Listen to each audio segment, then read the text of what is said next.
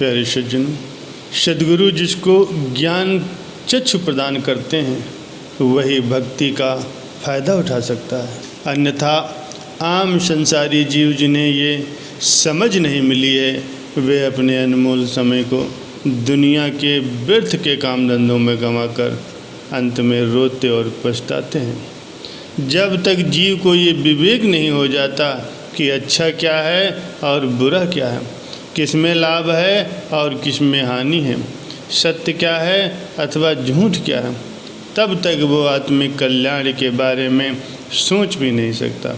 ये सोच, ये समझ जीव को सच्चे संतों की सोबत में ही नसीब हो सकती है, क्योंकि वे ही सत्य वस्तु के पारखी होते हैं। कहते हैं एक जौहरी का बेटा था। अभी बेटा नादान ही था कि जौहरी की मृत्यु हो गई। मृत्यु से पूर्व उसने अपनी पत्नी को एक हीरा दे करके कहा कि ये लड़के को खूब ऊंची तालीम दिलवा करके बड़ा करना है। यदि संचित धन समाप्त हो जाए तो ये हीरा बेचकर जो धनराशि मिले उससे लड़के को अच्छा सा काम धंधा करवा देना।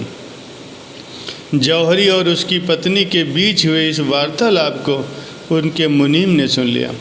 मुनीम के मन में पाप आ गया। जौहरी के प्राण पखेरु उड़ जाने के बाद उसने तिजोरी में से वो असली हीरा निकालकर उसकी जगह एक चमकते हुए पत्थर का टुकड़ा रख दिया। समय गुजरता गया।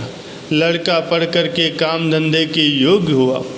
माँ ने बेटे को बुलाकर पूरी बात बतला करके लाल हाथों में दे करके कहा, ये लाल अपने चाचा के पास ले जाओ, वे बड़े नेक इंसान हैं, इसकी पूरी कीमत आंक कर इसके बदले में तुम्हें वे धन दे देंगे। लड़का लाल लेकर के चाचा के पास पहुंचा। चाचा ने उसे देखते ही जान लिया कि ये तो झूठा लाल है, किसी ने इनको धोखा दिया है। लड़के के दिल को ठेस न लगे इसलिए उन्होंने कहा, अभी इसके दाम बहुत कम मिल रहे हैं, कुछ समय बाद उचित ग्राहक के मिल जाने पर इसको बेच देंगे। तब तक तुम मेरे पास आकर के रहो, मैं तुम्हें इस काम में पारंगत भी कर दूंगा और जब तक लाल बिक नहीं जाता तब तक गुजारने के लिए मैं धन भी दे दूंगा। लड़का लाल लेकर के वापस चला गया और माँ को जाकर के ये सारी बात कह सुनाई।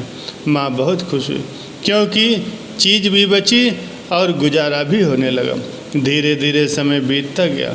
वो लड़का भी अच्छा पारखी बन गया। तो एक दिन उसके चाचा ने कहा, आज एक काफ़ी धनी व्यक्ति लाल लेने के लिए आने वाला है, तुम जो लाल पहले दिन लाए थे अपनी माँ से वो लेकर के आओ, उसे दिखाकर उचित दाम में बेच डालना। लड़के ने आकर के माँ से लाल देने को कहा। माँ ने डिब्बा में बंद वो लाल लड़के को सौंप दिया। लड़के ने जैसे ही वो लाल हाथ में लिया उसे सब असलियत पता चल गई। उसने उसके टुकड़े टुकड़े करके ज़मीन पर फेंक दिए। ये देखकर उसकी माँ रोने लगी। उसकी आवाज़ सुनकर कुछ पड़ोसी भी इकट्ठे हो गए। वे आकर के लड़के को भला बुरा कहने लगे। इतने में उसके चाचा भी आ गए।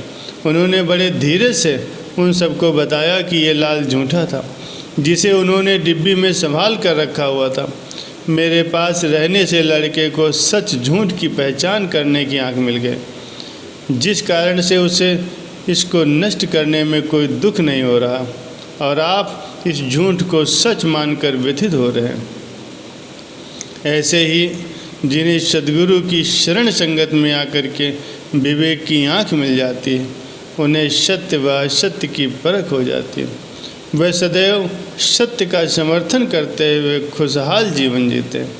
उन्हें अपने सद्गुरु पर पूर्ण विश्वास होता है, इसीलिए वो किसी भी परिस्थिति में डामाडोल नहीं होते।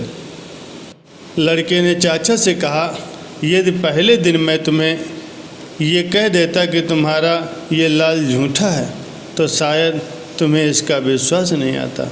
हो सकता है तुम मुझे ही झूठा समझ लेते हैं, इसलिए मैंने इसे सत्य असत्य की परख करने की आँख प्रदान की।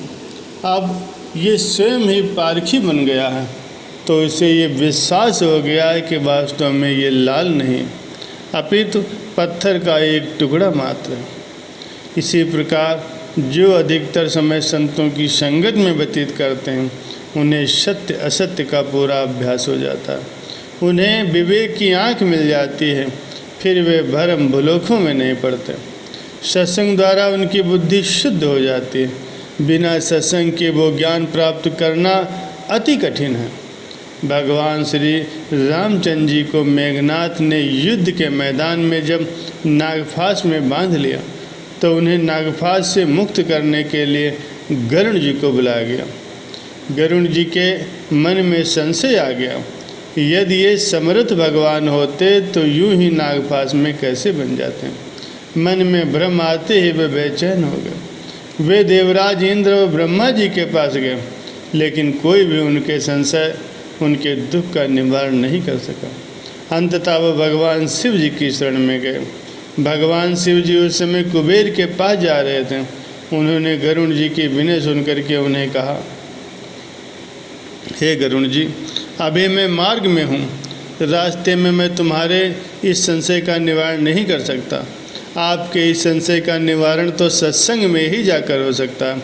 आप कागभूषण जी के पास जाकर के काफ़ी अरसे तक सत्संग श्रवण करूं, तभी आपको सच व झूठ का विवेक होगा। अज्ञानतावश आपके मन में जो भ्रम उत्पन्न हुआ है उसका नाश भी तभी संभव। संत सद्गुरु वे जौहरी हैं जो जीव को विवेक की आँख प्रदान करके उसे सच व झूठ की परख करने की सामर्थ्य बख्शते हैं। सब भ्रम भुलेखों को मिटाकर ज्ञान की रोशनी अदा करते हैं। उस रोशनी के प्रकाश में चलता हुआ जीव सभी विघ्न बाधाओं को लांघकर प्रभु परमात्मा से एकाकार हो जाता है। संत स्वामी साहब जी फरमाते हैं, संत करते हैं नाम के सच्चे सौदे का व्यापार। जो भी प्रेमी आता है इनके द्वार पे श्रद्धा धार, तन मन दे करके पा लेता प्रभु का सच्चा प्यार। स्वामी से ले ले तू भी ऐसे महापुरुषों का आधार। मन की बातों में आकर न हीरा जन्म तू हार, सत्संग में आ कर के ले अपने भरम निवार। ज्ञान की रोशनी से मिटा ले मन का अंधकार, स्वामी सुख रूप हो जा पास सद्गुरु के दीदार। अज्ञानी ही करते काया और माया का एतबार, सत्य जान इसे होते हुए जग में बड़े ही ख्वार। संत कृपा से जिसके अंदर हो सच का संचार, स्वामी उसको ही मिलता सुख चैन और करार। स्वामी जिसने रखी सद्गुरु पर श्रद्धा भरपूर, सहजे ही सब भ्रम अंधे से हो गए उसके दूर। बसा लेता आँखों में जो प्यारा उनका स्वरूप, मिट जाती सब कल्पनाएं हो जाता वो नूर नूर।